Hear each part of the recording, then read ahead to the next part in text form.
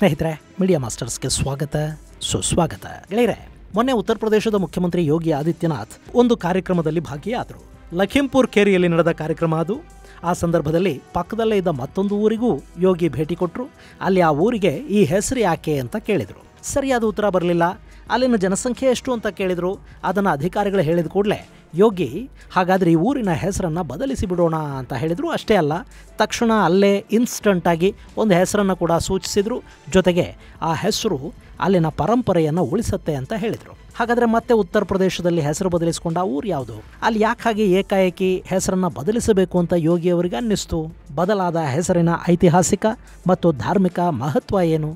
ಯಾಕೆ ಅದೇ ಹೆಸರನ್ನು ಅಲ್ಲಿ ಸೂಚಿಸಲಾಯಿತು? ಬನ್ನಿ ನೋಡೋಣ.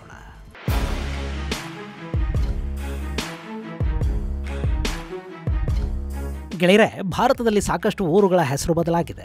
ನಮ್ಮಲ್ಲಿ ಬರೀ ಊರುಗಳ ಹೆಸರು ಮಾತ್ರ ಬದಲಾಗುತ್ತೆ, ಆದರೆ ಕೆಲ ಕಡೆಗಳಲ್ಲಿ ದೇಶಗಳ ಹೆಸರನ್ನೇ ಬದಲಾಯಿಸಿರೋದು ಇದೆ. ಈಗ ನೋಡಿ, ಟರ್ಕಿ ಅಂತ ಇದ್ದ ದೇಶದ ಹೆಸರನ್ನ ಎರ್ಡೋಗನ್ ಟರ್ಕಿಯೇ ಅಂತ ಬದಲಾಯಿಸಿದ್ದಾರೆ. ಅಲ್ಲಿ ದೇಶದ ಹೆಸರು ಬದಲಾದ್ರೆ ಅಲ್ಲಿನ ಹಾಗಿಯಾ ಸೋಫಿಯಾ ಅನ್ನೋ ಮಾನ್ಯುಮೆಂಟ್ ಥರ ಇದ್ದ ಚರ್ಚು ರಾತ್ರೋರಾತ್ರಿ ಮಸೀದಿ ಆದರೆ ಯಾರು ಅದರ ಬಗ್ಗೆ ತಲೆ ಕೆಡಿಸ್ಕೊಳ್ಳೋದಕ್ಕೆ ಹೋಗೋದಿಲ್ಲ.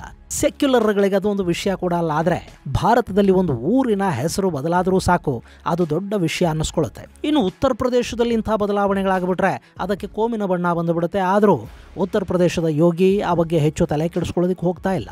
ಅವರು ತಮಗೆ ಸರಿ ಅನಿಸಿದ್ದನ್ನ ಆಗಾಗ ಮಾಡ್ತಾ ಇರ್ತಾರೆ. ಮೊನ್ನೆ ಅಕ್ಟೋಬರ್ 27ನೇ ತಾರೀಕು ಕೂಡ ಹಾಗೆ ಆಯಿತು. ಲಖೀಂಪುರ್ ಖೇರಿ ಜಿಲ್ಲೆಗೆ ಯೋಗಿ ಭೇಟಿ ಕೊಟ್ಟಿದ್ರು. ನೀವು ಮ್ಯಾಪಲ್ಲಿ ನೋಡ್ತಾ ಇದ್ದೀರಲ್ಲ, ಇದೇ ಲಖೀಂಪುರ್ ಖೇರಿ.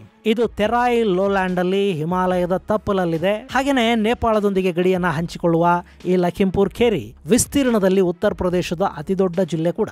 ಲಖೀಂಪುರದ ನಂತರದ ಸ್ಥಾನದಲ್ಲಿ ಸೋನ್ಭದ್ರಾ ಜಿಲ್ಲೆ ಇದೆ. ಇನ್ನು 3ನೇ ಸ್ಥಾನದಲ್ಲಿ ಹರ್ದೋಯ್ ಜಿಲ್ಲೆ ಬರುತ್ತೆ. ಈ ಲಖೀಂಪುರ್ ಖೇರಿ 7680 ಚದರ ಕಿಲೋಮೀಟರ್ ವಿಸ್ತೀರ್ಣವನ್ನು ಹೊಂದಿದ್ದು ಇಲ್ಲಿ 40 ಲಕ್ಷ ಮಂದಿ ವಾಸ ಮಾಡ್ತಾರೆ. ಇನ್ನು ಜನಸಂಖ್ಯೆಯ ಆಧಾರದಲ್ಲಿ ಉತ್ತರ ಪ್ರದೇಶದಲ್ಲಿ ದೊಡ್ಡ ಜಿಲ್ಲೆ ಯಾವುದು ಅಂತ ನೋಡಿದರೆ ನಮಗೆಲ್ಲ ಕಾಣೋದು ಪ್ರಯಾಗ್ರಾಜ್. ಅಲ್ಲಿ 2011ರ ಲೆಕ್ಕಾಚಾರದ ಪ್ರಕಾರ 59 ಲಕ್ಷಕ್ಕೂ ಅಧಿಕ ಮಂದಿ ವಾಸ ಮಾಡ್ತಾ ಇದ್ರು. ಈಗ ಆ ಸಂಖ್ಯೆ ಮತ್ತಷ್ಟು ಹೆಚ್ಚಾಗಿರುವ ಸಾಧ್ಯತೆಗಳು ಕೂಡ ಇವೆ. ಇನ್ನು ಲಖೀಂಪುರ್ ಖೇರಿ ಜಿಲ್ಲೆಯ ವಿಷಯಕ್ಕೆ ಬರೋದಾದ್ರೆ, ಆ ಜಿಲ್ಲೆಯಲ್ಲಿ 7 ತಾಲೂಕುಗಳಿವೆ. ಒಟ್ಟು ಜನಸಂಖ್ಯೆಯಲ್ಲಿ 76% ಹಿಂದೂಗಳಿದ್ದಾರೆ, 20% ಮುಸಲ್ಮಾನರಿದ್ದಾರೆ. ಒಂದು ಕಾಲದಲ್ಲಿ ಹಸ್ತಿನಾವತಿಯ ಆಳ್ವಿಕೆಗೆ ಒಳಪಟ್ಟಿದ್ದ, ಆನಂತರ ವಿರಾಟನ ರಾಜ್ಯದ ಭಾಗವಾಗಿದ್ದ, ಬಳಿಕ ಮಗಧ ಗುಪ್ತ ಸಾಮ್ರಾಜ್ಯಗಳ ಅಂಕೆಗೆ ಒಳಪಟ್ಟ ದೊಡ್ಡ ಐತಿಹಾಸಿಕ ಹಿನ್ನೆಲೆಯನ್ನು ಹೊಂದಿರುವ ಈ ಭೂಭಾಗವನ್ನು ದೆಹಲಿ ಸುಲ್ತಾನರು, ಮೊಘಲರು, ಅವಧನ ಸುಲ್ತಾನರು ಕೂಡ ಆಳಿದ್ದಾರೆ. ಹೀಗಾಗಿ ಅಲ್ಲಿನ ಕೆಲ ಊರುಗಳು, ಹಳ್ಳಿಗಳಿಗೆ ಇಸ್ಲಾಮಿಕ್ ಹೆಸರುಗಳು ಕೂಡ ಬಂದಿವೆ. ಅಂಥದ್ದೇ ಒಂದು ಊರು ಈ ಮುಸ್ತಫಾಬಾದ್. ನೀವಿಲ್ಲಿ ಮ್ಯಾಪಲ್ಲಿ ನೋಡ್ತಾ ಇದ್ದೀರಲ್ಲ, ಇದು ಮುಸ್ತಫಾಬಾದ್. ಮಜಾ ಏನು ಗೊತ್ತಾ? ಊರಲ್ಲಿ ಒಟ್ಟು 490 ಮಂದಿ ವಾಸ ಮಾಡ್ತಾರೆ. ಅದರಲ್ಲಿ ಒಬ್ಬ ಕೂಡ ಮುಸಲ್ಮಾನ ಇಲ್ಲ. ಆದರೂ ಈ ಊರಿನ ಹೆಸರು ಮುಸ್ತಫಾಬಾದ್. ಮೊನ್ನೆ ಅಕ್ಟೋಬರ್ 27ನೇ ತಾರೀಕು ಅಲ್ಲಿನ ವಿಶ್ವ ಕಲ್ಯಾಣ ಆಶ್ರಮದಲ್ಲಿ ಸ್ಮೃತಿ ಪ್ರಕಟೋತ್ಸವ ಮೇಳ ಇತ್ತು. ಅದರಲ್ಲಿ ಉತ್ತರ ಪ್ರದೇಶದ ಮುಖ್ಯಮಂತ್ರಿ ಯೋಗಿ ಆದಿತ್ಯನಾಥ್ ಭಾಗಿಯಾಗಿದ್ದರು. ಆ ಸಂದರ್ಭದಲ್ಲಿ ಊರಿನ ಬಗ್ಗೆ ವಿಚಾರಿಸಿದ ಮುಖ್ಯಮಂತ್ರಿಗಳಿಗೆ ಆಶ್ಚರ್ಯ ಆಯಿತು. ಒಂದೇ ಒಂದು ಮುಸ್ಲಿಂ ಮನೆ ಇಲ್ಲದ ಊರಿಗೆ ಮುಸ್ತಫಾಬಾದ್ ಅನ್ನೋ ಹೆಸರು ಯಾಕೆ?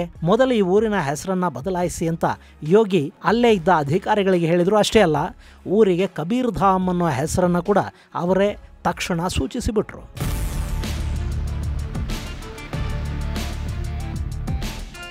ಗೆಳೆಯರೆ, ಕಬೀರ್ ದಾಸರ ಬಗ್ಗೆ ಯಾರಿಗೆ ತಾನೇ ಗೊತ್ತಿಲ್ಲ ಹೇಳಿ? ಹುಟ್ಟಿದ್ದು ಮುಸ್ಲಿಮರ ಮನೆಯಲ್ಲೇ ಆದರೂ ಕಬೀರರು ಭಾರತದ ಭಕ್ತಿ ಪಂಥದಲ್ಲಿ ದೊಡ್ಡ ಹೆಸರಾಗಿ ಗುರುತಿಸಿಕೊಂಡವರು. ಅವರು ಈ ನೆಲದ ಮತ ಸಾಮರಸ್ಯದ ಪ್ರತೀಕವಾಗಿ ಕಾಣ್ತಾರೆ. ಇನ್ನು ನಾವು ಈ ನೆಲದ ಮೇಲೆ ದಾಳಿ ಮಾಡಿದವರು, ಇದನ್ನು ದೋಚಿದವರು, ಇಲ್ಲಿನ ಜನರನ್ನ ಹಿಂಸೆಗೀಡು ಮಾಡಿದವರು, ಮತಾಂತರ ಮಾಡಿದವರು, ಅತ್ಯಾಚಾರಗಳನ್ನು ಎಸಗಿದವರು, ಇಲ್ಲಿನ ಮಂದಿರಗಳನ್ನು, ಸಂಸ್ಕೃತಿಯನ್ನ ನಾಶ ಮಾಡಿದವರು, ದೇಶವನ್ನ ಗೌರವಿಸಿದವರು, ಇಂಥವರನ್ನ ದ್ವೇಷ ಮಾಡ್ತೀವಿ ಹೊರತು ಈ ದೇಶದ ಪರಂಪರೆ ಸಂಸ್ಕೃತಿಗೆ ಕೊಡುಗೆಯನ್ನು ನೀಡಿದವರಿರಲಿ, ಅದನ್ನು ಗೌರವಿಸಿದವರನ್ನು ಕೂಡ ಪ್ರೀತಿಸುವ ಜನ ನಾವು ಭಾರತೀಯರು. ಕಬೀರರು ಮುಸ್ಲಿಂ ಆಗಿದ್ರು ಅನ್ನೋದು ಯಾವತ್ತೂ ನಮ್ಮಿಂದ ಅವರನ್ನು ದೂರ ಮಾಡಲಿಲ್ಲ. ಅದರ ಜೊತೆಗೆ ಕಬೀರ್ ದಾಸರು ಉತ್ತರ ಪ್ರದೇಶದವರು. ಹೀಗಾಗಿ ಮುಸ್ತಫಾಬಾದ್ ಅನ್ನೋ ಹೆಸರನ್ನು ಕಬೀರ್ ಧಾಮ್ ಅಂತ ಬದಲಾಯಿಸುವ ಯೋಗಿಯ ಆದೇಶ ಅಲ್ಲಿನ ಜನರ ಮನಸ್ಸನ್ನು ಕೂಡ ಗೆಲ್ತಾ ಇದೆ.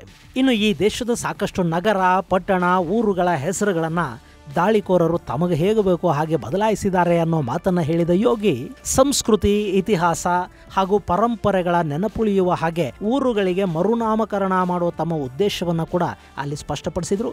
ಇದೇ ವೇಳೆ ಕಾಶಿ, ಅಯೋಧ್ಯ, ಮಥುರಾ, ವೃಂದಾವನ, ಬರ್ಸಾನ, ಗೋವರ್ಧನ, ನೈಮಿಷಾರಣ್ಯ ಸೇರಿದ ಹಾಗೆ ಸಾಕಷ್ಟು ಪ್ರದೇಶಗಳನ್ನ ಧಾರ್ಮಿಕ ಪ್ರವಾಸಿ ತಾಣಗಳನ್ನಾಗಿ ಅಭಿವೃದ್ಧಿಪಡಿಸುವ ತಮ್ಮ ಯೋಜನೆಯನ್ನ ಕೂಡ ಯೋಗಿ ಬಹಿರಂಗಪಡಿಸಿದ್ರು. ಗೆಳೆಯರೆ, ಇತ್ತೀಚೆಗೆ ದೇಶದಲ್ಲಿ ಈ ರೀತಿಯ ಸಾಕಷ್ಟು ಘಟನೆಗಳು ನಡೀತಾ ಇವೆ. ಈಗ ನಮ್ಮ ಕರ್ನಾಟಕದಲ್ಲೇ ನೋಡಿ, ರಾಮನಗರ ಜಿಲ್ಲೆ ಅನ್ನುವ ಹೆಸರನ್ನ ತೆಗೆದು ಬೆಂಗಳೂರು ದಕ್ಷಿಣ ಜಿಲ್ಲೆ ಅನ್ನುವ ಹೆಸರನ್ನ ಕೊಡಲಾಗಿದೆ. ಇನ್ನು ಬೆಂಗಳೂರು ಗ್ರಾಮಾಂತರವನ್ನ ಬೆಂಗಳೂರು ಉತ್ತರ ಜಿಲ್ಲೆ ಅಂತ ಮಾಡೋದಕ್ಕೆ ಹೊರಟಿದ್ದಾರೆ. ಹಾಗೆ ಉತ್ತರ ಪ್ರದೇಶ ಹಾಗೂ ಮಹಾರಾಷ್ಟ್ರಗಳಲ್ಲಿ ಕೂಡ ಊರುಗಳ ಹೆಸರುಗಳನ್ನ ಬದಲಾಯಿಸುವ ಕೆಲಸ ನಡೆದಿದೆ. ಉತ್ತರ ಪ್ರದೇಶದಲ್ಲಿ ನಾವು ನೋಡೋದಾದ್ರೆ ಅಲ್ಲಿ ಅಯೋಧ್ಯೆ ಅನ್ನೋ ಜಿಲ್ಲೆ ಇದೆಯಲ್ಲ, ಅದನ್ನ ಮೊದಲು ಫೈಜಾಬಾದ್ ಜಿಲ್ಲೆ ಅಂತ ಕರೀತಾ ಇದ್ರು. ಫೈಜಾಬಾದ್ ಅನ್ನೋದು ದೆಹಲಿ ಸುಲ್ತಾನರು ಭಾರತಕ್ಕೆ ಬಂದ ನಂತರ ಇಟ್ಟ ಹೆಸರು. ಇನ್ನು ಬ್ರಿಟಿಷರ ಆಳ್ವಿಕೆಯ ಸಮಯದಲ್ಲಿ ಕೂಡ ಅದನ್ನ ಫೈಜಾಬಾದ್ ಅಂತಲೇ ಕರೆಯಲಾಯಿತು. ಆದರೆ ಭಾರತದ ಇತಿಹಾಸ, ಸಂಸ್ಕೃತಿ ಹಾಗೂ ಇಲ್ಲಿನ ನೈತಿಕ ಪರಂಪರೆಯ ಜೊತೆ ನಂಟನ್ನ ಹೊಂದಿರುವ ಅಯೋಧ್ಯೆ ಅಲ್ಲಿ ಯುಗ ಯುಗಗಳ ಹಿಂದಿನಿಂದಲೂ ಇದೆ. ಅಂಥ ಅಯೋಧ್ಯೆ ಇರುವ ಜಿಲ್ಲೆಯ ಹೆಸರನ್ನ ಫೈಜಾಬಾದ್ ಅಂತ ಯಾಕೆ ಕರಿಬೇಕು? ಹೀಗಾಗಿ ಅದರ ಹೆಸರನ್ನ ಬದಲಿಸಿ ಅಯೋಧ್ಯ ಜಿಲ್ಲೆ ಅಂತ ಮರುನಾಮಕರಣವನ್ನು ಮಾಡಲಾಯಿತು. ಹಾಗೆ ಅಲಹಾಬಾದ್ ಇತ್ತಲ್ಲ, ಅದು ಪ್ರಯಾಗ್ರಾಜ್ ಅಂತ ಮತ್ತೆ ಮರುನಾಮಕರಣಗೊಂಡಿದೆ. ಹಾಗೂ ನೋಡಿದ್ರೆ ಪ್ರಯಾಗ್ರಾಜ್ ಅನ್ನೋದು ಶತಮಾನಗಳಿಂದ ಇದ್ದ ಹೆಸರು. ಆದರೆ ಅಕ್ಬರನ ಕಾಲದಲ್ಲಿ ಅಲ್ಲೊಂದು ಕೋಟೆಯನ್ನ ನಿರ್ಮಾಣ ಮಾಡಿ ಪ್ರಯಾಗ್ರಾಜ್ನ ಹೆಸರನ್ನ ಇಲಹಾಬಾದ್ ಅಂತ ಬದಲಾಯಿಸಲಾಯಿತು. ಕಾಲಕ್ರಮೇಣ ಇಲಹಾಬಾದ್ ಅಲಹಾಬಾದ್ ಅಂತ ಕರೆಸಿಕೊಳ್ಳಲ್ಪಡ್ತಾ ಇತ್ತು. ಆ ಹೆಸರನ್ನ ಕೂಡ ಯೋಗಿ ಆದಿತ್ಯನಾಥ್ ಅವರ ಸರ್ಕಾರ ಬದಲಾಯಿಸಿ ಮತ್ತೆ ಪ್ರಯಾಗ್ರಾಜ್ ಅನ್ನೋ ಮರುನಾಮಕರಣವನ್ನು ಮಾಡಿತು. ಪ್ರಯಾಗ್ರಾಜಲ್ಲೇ ಮಹಾಕುಂಭಮೇಳ ನಡೆಯುತ್ತೆ. ಇನ್ನು ಈಗ ಉತ್ತರ ಪ್ರದೇಶದಲ್ಲಿ ಮತ್ತೊಂದು ಊರಿನ ಹೆಸರು ಕೂಡ ಬದಲಾಗ್ತಾ ಇದೆ. ಇಲ್ಲಿ ಉತ್ತರ ಪ್ರದೇಶ ತನ್ನ ರಾಜ್ಯದಲ್ಲಿ ಕೆಲ ಊರುಗಳ ಹೆಸರನ್ನ ಬದಲಾಯಿಸಿದ್ದನ್ನ ಗಮನಿಸಿದ ಮೇಲೆ ಮಹಾರಾಷ್ಟ್ರ ಕೂಡ ಔರಂಗಾಬಾದ್ ಹೆಸರನ್ನ ಛತ್ರಪತಿ ಸಂಭಾಜಿನಗರ ಅಂತ ಬದಲಾಯಿಸಿತು. ಐತಿಹಾಸಿಕವಾಗಿ ಔರಂಗಾಬಾದಲ್ಲಿ ಔರಂಗಜೇಬ ಸಾಕಷ್ಟು ವರ್ಷಗಳ ಕಾಲ ಬದುಕಿದ್ದ. ಆ ಜಿಲ್ಲೆಯಲ್ಲೇ ಅವನನ್ನ ಸಮಾಧಿ ಕೂಡ ಮಾಡಲಾಯಿತು ಅನ್ನೋದು ನಿಜ. ಆದರೆ ಮರಾಠರ ಇತಿಹಾಸವನ್ನ ಬೆಳಗಿಸಿದ, ಆ ನೆಲದ ಧರ್ಮ ಮತ್ತು ಸಂಸ್ಕೃತಿಗಳನ್ನ ಕಾಪಾಡೋದಿಕ್ಕೆ ಹೋರಾಟ ಮಾಡಿದ ಸಂಭಾಜಿ ಮಹಾರಾಜನ ಹೆಸರನ್ನ ನಾವು ಶಾಶ್ವತವಾಗಿ ನೆನಪಿಟ್ಟುಕೋಬೇಕೇ ಹೊರತು ಈ ದೇಶದಲ್ಲಿ ಮತಾಂತರ ಮಾಡಿ, ಮಂದಿರಗಳನ್ನು ಕೆಡವಿ, ಗುರುಕುಲಗಳನ್ನು ನಾಶ ಮಾಡಿ, ಇಲ್ಲಿನ ಜ್ಞಾನ ಸಂಪತ್ತನ್ನು ಹಾಳು ಮಾಡಿದ ಮುಘಲರ ಔರಂಗಜೇಬನ ಹೆಸರನ್ನಲ್ಲ. ಹೀಗಾಗಿ ಅಲ್ಲಿ ಮರಾಠರ ಅಸ್ಮಿತೆಯನ್ನು ಉಳಿಸುವ ನಿಟ್ಟಲ್ಲಿ ಔರಂಗಾಬಾದ್ಗೆ ಸಂಭಾಜಿ ಅವರ ಹೆಸರನ್ನು ನೀಡಲಾಯಿತು. ಸೊ ದೇಶದಲ್ಲಿ ಈ ರೀತಿ ಸಾಕಷ್ಟು ಹೆಸರುಗಳ ಬದಲಾವಣೆ ಆಗ್ತಲೇ ಇರುತ್ತೆ.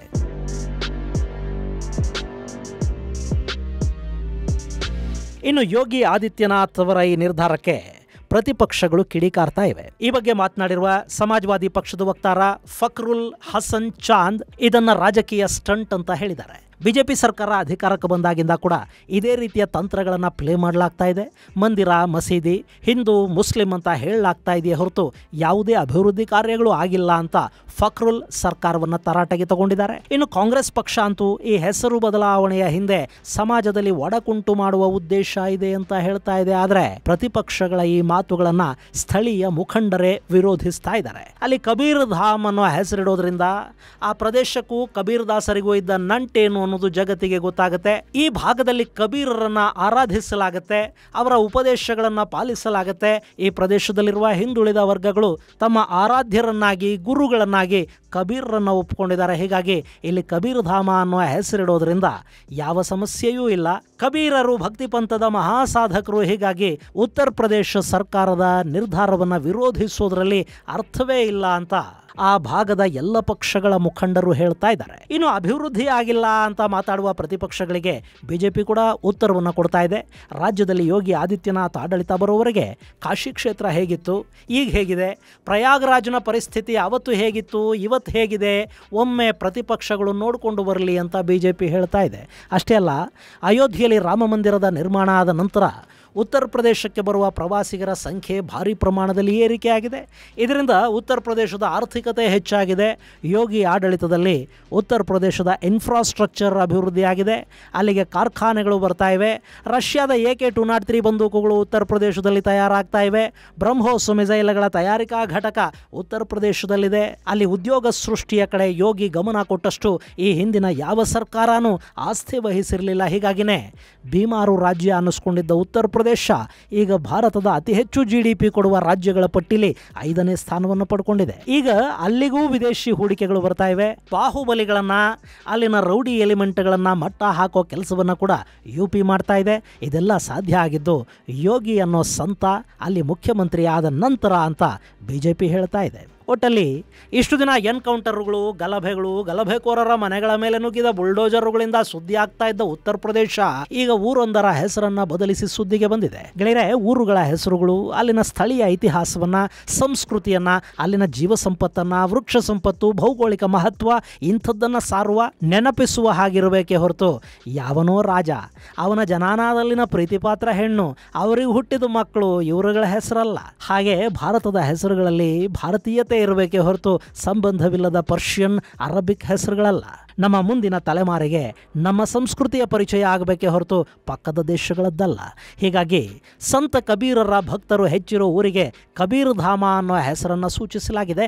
ಯಾರು ಏನು ಬೇಕಾದರೂ ಬಾಯಿ ಬಡ್ಕೊಳ್ಳಿ, ಯೋಗಿ ಅವರದ್ದೇ ಹಾದಿಯಲ್ಲಿ ಹೋಗ್ತಾ ಇದ್ದಾರೆ. ಇದು ಗೆಳೆಯರೆ ಮುಸ್ತಫಾಬಾದ್ ಕಬೀರ್ ಧಾಮ ಆಗ್ತಾ ಇರೋದರ ಕುರಿತಾದ ಒಂದಷ್ಟು ಮಾಹಿತಿ. ಮುಂದಿನ ಸಂಚಿಕೆಯಲ್ಲಿ ಮತ್ತಷ್ಟು ವಿಶೇಷಗಳ ಜೊತೆ ಮತ್ತೆ ಭೇಟಿಯಾಗೋಣ. ಅಲ್ಲಿವರೆಗೆ ಜೈ ಹಿಂದ್, ಜೈ ಕರ್ನಾಟಕ.